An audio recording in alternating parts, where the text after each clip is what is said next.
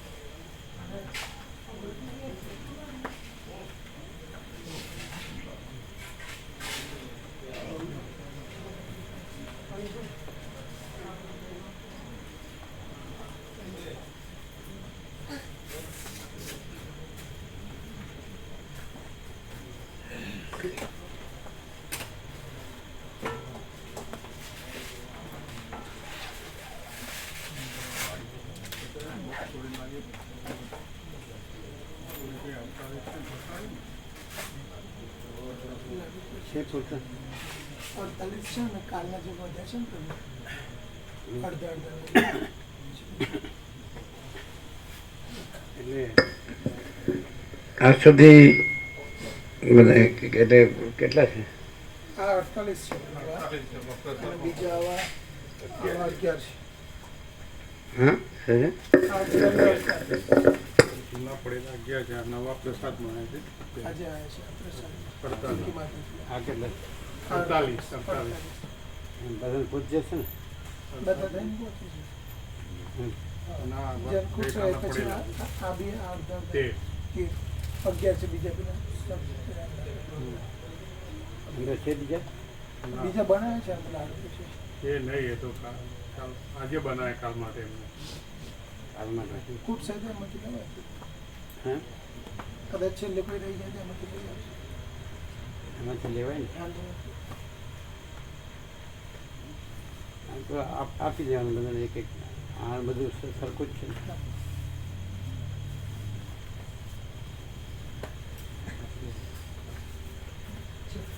તમે આવે જાઓ. તમે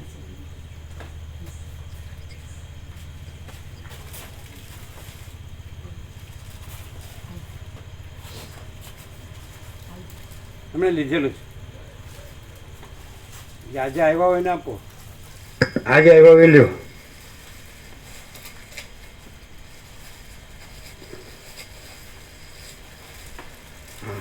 બરાબર એ બધા આજે આવ્યા છે તમે લીધું એમણે લીધેલું છે આજે આવ્યા એને આપી દો એમણે લીધો છે આગળ આ બાળકો પણ આપો અહીંયા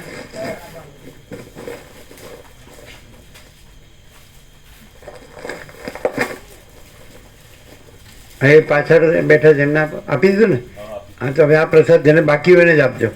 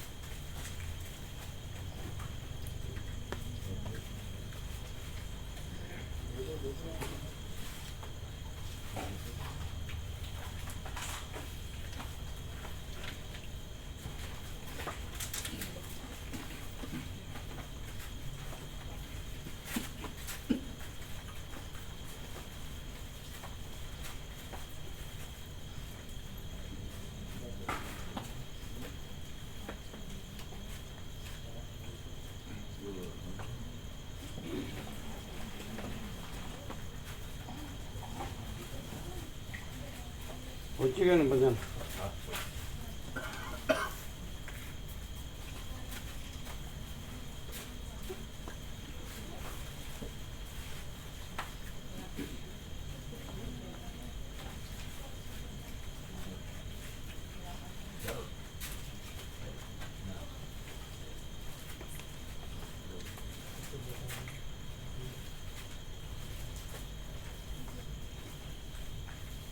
એમને આપ્યો પાછળ અમને આપ્યો અહીંયા બધાને આપ્યો ને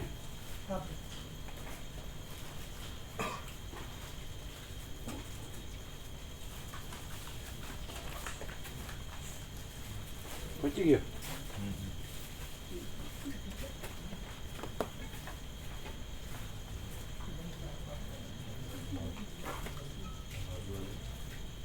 આપી દો ને બધાને આપી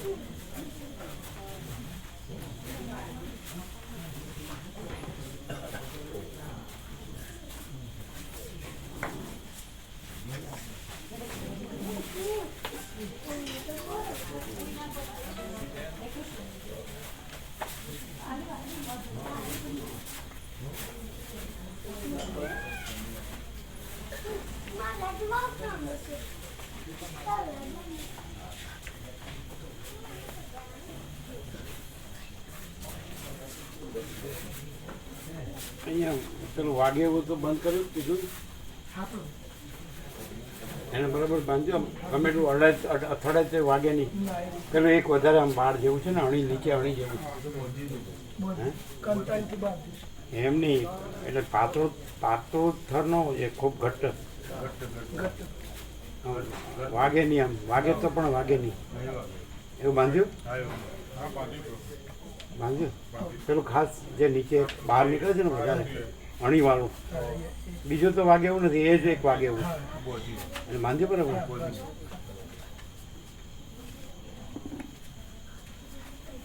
એટલે એકદમ 8 વડું કે વધારે વડું બાંધે ને અણી બાંધે ને બરાબર એટલે ત્યાં અથડાય કોઈ અંધારામાં તો વાગે નહીં.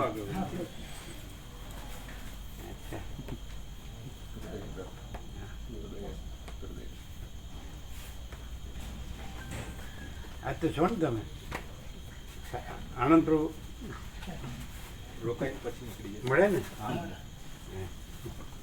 સવારે કેટલું થાય? સવારે 7 વાગ્યા તો પૂરું થાય છે. પહોંચી જાય બહુ વાર ના લાગે. એ તો પ્રસાદ લઈને જવાનું કહે છે. અમે કીધું સવારે 7 વાગે પાછું એટલે ક્યાં પહોંચવાનું ક્યાં છે? વડોદરા જવાનું છે. વડોદરા પહોંચવાનું સવારે ડ્યુટી હશે ને પાછી કાંઈ હા હા કેટલા વાગે? એમને 9 વાગે ડ્યુટી છે. 9 વાગે ને તો અત્યારે જવું છે. અત્યારે જાય તો શાંતિથી પછી સવારે મારે રસ્તામાં 3 પેશન્ટ જોવાના પણ છે પાછું. રસ્તામાં 3 દર્દી જોવાના છે પણ પાછું. હા એટલે બરાબર છે. અત્યારે જાય બરાબર. હવે પણ પ્રસાદ હા લેવડાવો. એટલે પ્રસાદ. પ્રસાદ લઈને હા નીકળજો. પ્રસાદ. જય પ્રભુ ઓમ ઓમ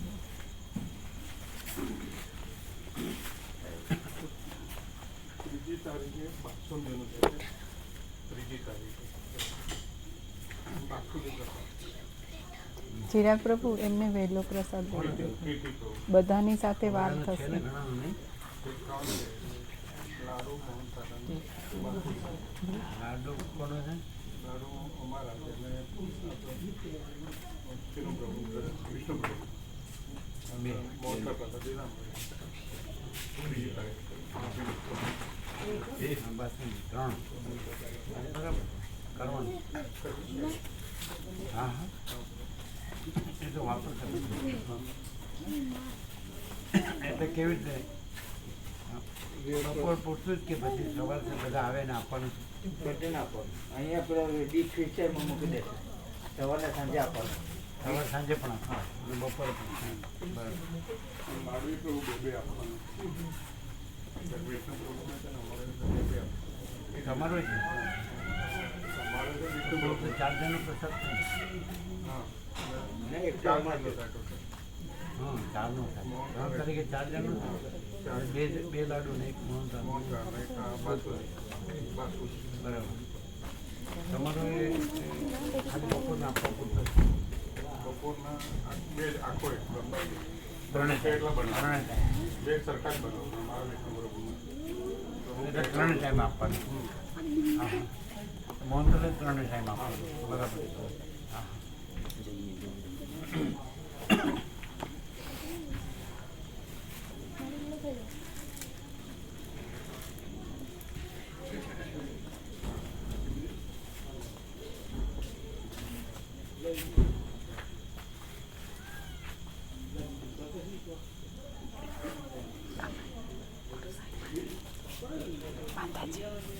ઓ માતાજી.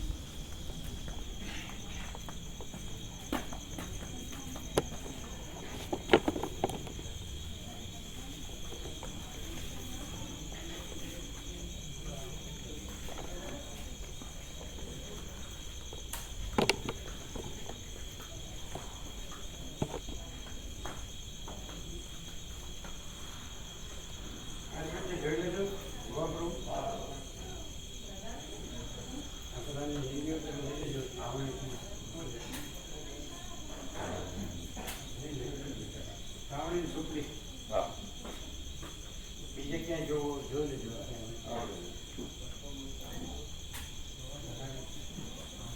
પ્રસાદમાં પડે.